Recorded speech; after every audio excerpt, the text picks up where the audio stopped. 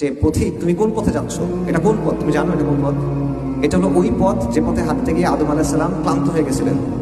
এটা ওই পথ যে পথে হাঁটতে গিয়ে নূহ আলাইহিস সালাম কান্না করে দিয়েছিলেন।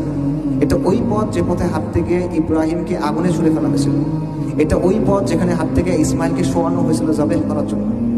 এটা ওই পথ যেটার জন্য সস্তা দামে বিক্রি করে দেওয়া হয়েছিল ইউসুফ আলাইহিস সালামকে, কারাগারে থাকতে হয়েছিল তাকে কয়েক বছর।